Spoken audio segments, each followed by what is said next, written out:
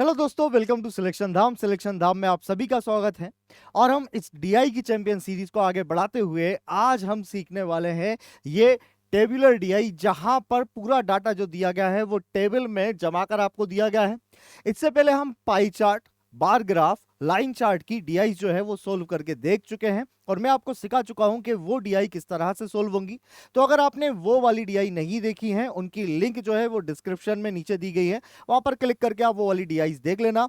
Channel पर नए हो तो चैनल को सब्सक्राइब जरूर कर देना और इस वीडियो की ये जो सीरीज चल रही है इसमें अंत तक जुड़े रहना, ताकि बैंक जैसे एग्जाम में भी जो मेंस में डीआई आती है वो भी आप आसानी से बना पाए।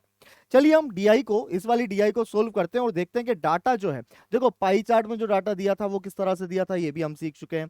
हमारा बार ग्राफ में किस तरह से दिया था वो भी हम सीख चुके हैं। अब ये टेबल में डाटा दिया हुआ है, क्वेश्चन बिल्कुल सेम बनेंगे। जिस प्रकार से आपके पाई चार्ट में बने, जिस तरह से आपके लाइन चार्ट में बने, जिस तरह से आपके बार ग्राफ में बने, वैसे ही क्वेश्चन हर प्रकार की डीआई में बनते हैं। कुछ क्वेश्चन होते हैं जो अलग टाइप के होते हैं। यहां देखिए, हम ये देख लेते हैं कि यहां पर डाटा का डिस्ट्रीब्यूशन किसका दिया गया है। बोल रहा है नीचे दी गई तालिका 4 महीनों में 4 अलग अलग प्रकाशकों द्वारा प्रकाशित पुस्तकों की संख्या को दर्शाती है। जानकारी का अध्ययन कीजिए और निम्नलिखित प्रश्नों के उत्तर दीजिए। PQRS अलग अलग पब्लिशर हैं और इन्होंने इतनी इतनी बुक्स जो है वो पब्लिश की है इन 4 महीनों में। सिर्फ इतनी बात बोल रहा है क्योंकि ये डाटा बिल्कुल ही ऐसा नहीं दिया है कि कैलकुलेटिव हो, हमें कोई चीज एक्स्ट्रा निकालनी है। सारा डाटा दिया हुआ है, बहुत ही सिंपल तरीके की ये डीआई है। हमें सिर्फ इन क्वेश्चंस का आंसर इस डीआई के इस चार्ट में से सिर्फ हमें देखना है कि क्या क्या नंबर है और क्वेश्चन के अकॉर्डिंग आंसर देना है। जैसे पहला क्वेश्चन देखो क्या बोल रहे हैं। दिए गए सभी महीनों में पी द्वारा प्रकाशित पुस्तकों की औसत संख्या क्या है। अच्छा, औसत में सभी को पता है कि औसत का मतलब क्या होता है, आंकड़ों का योग बटे में आंकड़ों की संख्या, number of sorry sum of observation upon number of observation. हमें पता करना है पी का, तो ये रहा हमारे पास पी और पी का सभी को मैं जोड़ूंगा और जोड़ने के बाद किससे डिवाइड करूंगा, 1 2 3 और 4 से डिवाइड करूंगा। मैंने अपनी पिछली वीडियो में बताया था कि औसत निकालने का मतलब होता है सभी को जोड़कर जितने नंबर है उससे डिवाइड कर दो, या पहले ही जैसे इसको 4 से अपन डिवाइड कर सकते हैं, कितनी बार जाएगा आप बोलोगे 500 बार। ये 4 से कितनी बार जाएगा, 600 बार। कितना हो गया, 1100। अच्छा, ये जाएगा क्या, इसमें से एक काम करते हैं 200 इसको दे देते हैं, तो ये 2000 हो जाएगा। तो 2000 कितनी बार जाएगा, 500 बार। तो ये कितना हो जाएगा, 2300। अब देखो 2300 को 4 से डिवाइड करूंगा तो 500 बार तो चला जाएगा आपका 2000 और बाकी ये 75 बार जाएगा। तो देखो इसका एवरेज कितना निकल कर आएगा, 500 500 500 1500 और 600 2175। सी ऑप्शन आपका आंसर हो गया। और अगर आप चाहते हैं कि आप ऐसे नहीं सोल्व करें तो इन सभी नंबर्स को आपस में जोड़ लो और जोड़ने के बाद कैसे डिवाइड कर दो, 4 से, या फिर अलग अलग मैंने 4 से डिवाइड कर दिया और डिवाइड करने के बाद जोड़ दिया। बात एक ही है। अगर ट्रिक अच्छी लगी हो तो वीडियो को लाइक जरूर कर देना और नए हो तो चैनल को सब्सक्राइब जरूर करना। ऐसे ही आपको अलग अलग टाइप से जो है वो मैं आपको बताता रहूंगा कि क्वेश्चन के अकॉर्डिंग आपको किस तरह से आंसर देना है।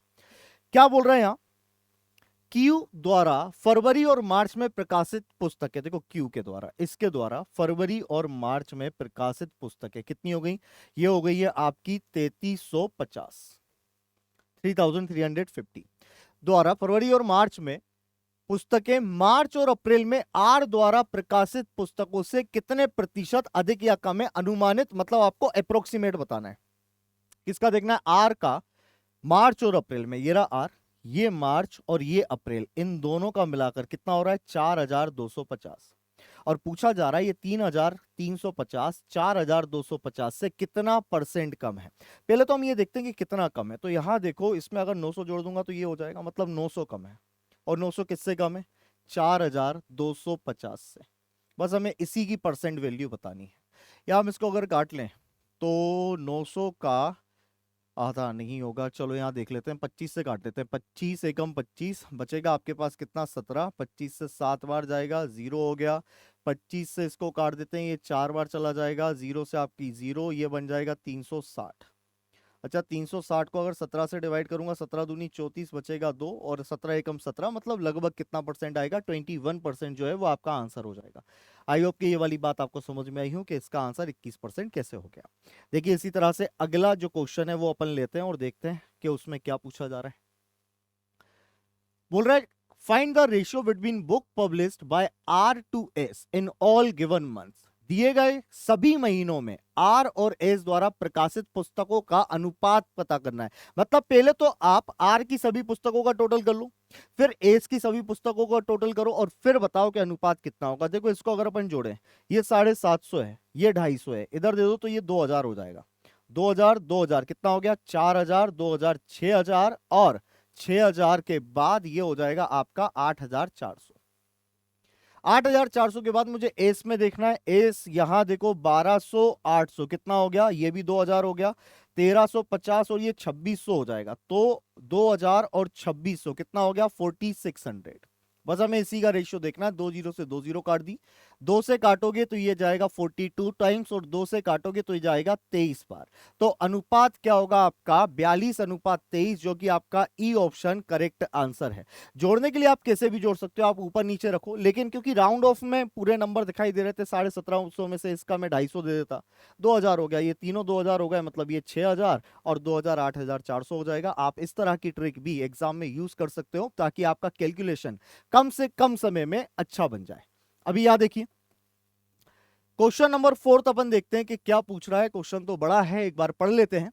यदि पुस्तक का विक्रय मूल्य 120 रुपए है, find the revenue obtained by Q in March is how much more or less than that by S in the same month if selling price of the book is 120 and all book are sold. ठीक है भाई, पुस्तकों का विक्रय मूल्य 120 रुपए, 120 रुपए की एक पुस्तक है और सभी पुस्तकें बेची जाती हैं, तो मार्च में क्यू द्वारा प्राप्त राजस्व उसी महीने में एस द्वारा प्राप्त राजस्व से कितना अधिक या कम है।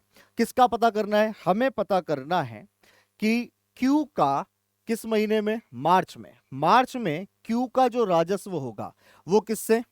एस से कितना अधिक और कम है। देखो हमें पता है एक किताब की कीमत है 120 रुपए और हमें इन दोनों का टोटल नहीं पता करना, इन दोनों का अंतर पता करना है। इसने 1850 पुस्तकें बेची हैं, इसने 1350 पुस्तकें बेची हैं। दोनों किताबों का अंतर कितने पुस्तकों का आ रहा है? 500 पुस्तकों का। एक की कीमत अगर 120 है तो 500 कीमत, 500 किताबें जो होंगी उनकी कीमत जो होगी 12 पंजे 60 और 3 जीरो कितने रुपए होंगी? 60,000। मतलब इन दोनों ने जो किताबें बेची हैं उनके मूल्य का जो अंतर है वो 60,000 रुपए है। आई होप कि ये भी आपको चीज समझ में आ गई हो। तो बड़े आसान से क्वेश्चन होते हैं, जब नहीं पढ़ता है व्यक्ति तो उसे सब कुछ कठिन लगता है, लेकिन जब वो सीखने की स्टेज पर आ जाता है तब समझ में आता है कि हाँ ये वाकई में उतना कठिन नहीं था जितना हम उसे मानकर चल रहे थे।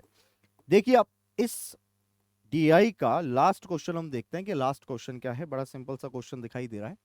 बोल रहा है अप्रैल में पी द्वारा प्रकाशित पुस्तकें, अप्रैल में पी द्वारा प्रकाशित पुस्तकें 1800, मार्च में आर द्वारा प्रकाशित पुस्तकों का, मार्च में आर द्वारा प्रकाशित पुस्तकों का कितना परसेंट है? देखो ये दिखाई दे रहा है ये 2000 है, ये 18 है, तो मतलब ये 90% ही होगा क्योंकि दो नाम कितना होगा? 18। या इसका 10% कम करेंगे, 200 कम करेंगे तो 1800 आएगा। आंसर आ गया आपका 90%। या फिर हमने सीखा है कि ए बी का कितना प्रतिशत है, कैसे लिखते हैं? ए अपॉन बी इंटू का 100%। अब ये क्या पूछ रहा है? अप्रैल की पुस्तकें मार्च की पुस्तकों का कितना परसेंट है, मतलब ये पूछ रहा है कि 1800 किसका? 2000 का कितना प्रतिशत है, ऐसे लिखेंगे। ये 2 जीरो से 2 जीरो चली गई, 1 जीरो से 1 जीरो गई, 2 से चला गया 9 बार, कितना आंसर आ गया? 90%। तो ऑप्शन नंबर डी इसका आंसर हो गया। आई होप कि ये आपको डीआई समझ में आई हो कि कैसे सोल्व करना है। अब जो इसके बाद नेक्स्ट डीआई होगी उसका लेवल थोड़ा सा बड़ा हुआ होगा। आप इस सीरीज में 0 से स्टार्ट करके हम एडवांस लेवल तक की डीआई जो है वो सोल्व करने वाले हैं। तो सीरीज में जरूर बने रहिए, अपने दोस्तों के साथ शेयर कीजिए। हर डीआई में 5 क्वेश्चन और जैसे ही टाइम हो जाएगा कुछ में 5 के बाद 10 क्वेश्चनों की भी एक सीरीज लेकर आऊंगा जहां हम एक डीआई के 10 क्वेश्चन जो है वो सोल्व करेंगे। मिलते हैं अपन अगली डीआई के साथ, तब तक पढ़ते रहिए, आगे बढ़ते रहिए। जय हिंद, जय भारत।